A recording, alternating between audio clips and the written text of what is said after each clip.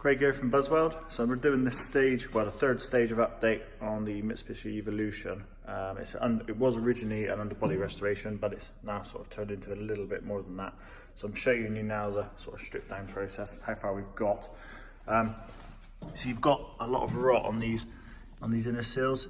Now that looks like just one patch, but essentially it's actually gone further up and most of the way along. And then the rot's got into every sort of seam and things like that. Now, the problem with these is that the steel isn't very thick, so you end up with essentially very thin steel that's then corroded and gets even thinner. So these bits around here, you could actually, if you put a screwdriver in that and tapped it with a hammer, you could probably go through it, even though it's only relatively lightly corroded. So it's not like a big old 4x4 where you can get away with it.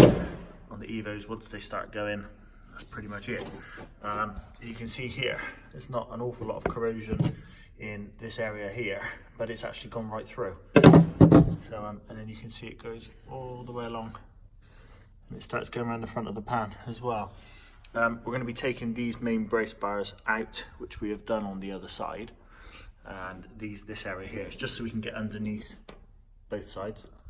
And the original soundproofing. Now, this area was pretty good, but I'll show you a piece in a second where it's actually not adhered, a bit like there. So we need to put some sound deadening back in, clean some of these bits up, blast the brackets. Just go around to the other side now.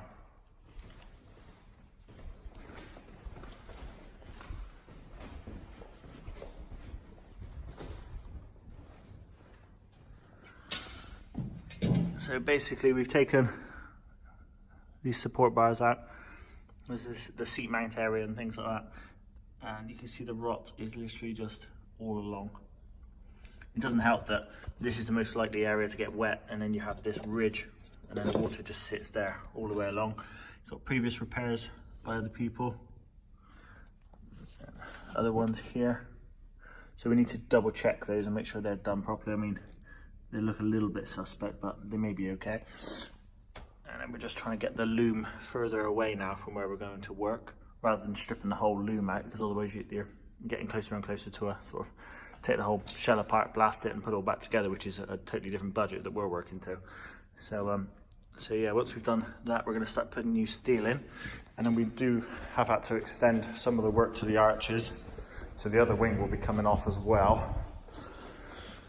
But you had a lot of rust along the bottom of here, and that's been taken back well, and there's no rot sort of just got in too badly. There was a lot of rust in these seams here, and it's got sort of wax on and things on it from previous, so we'll be taking all that off and replacing that with sort of coatings that are going to stand up a lot better, so the corrosion and the sort of treatment they're going to get.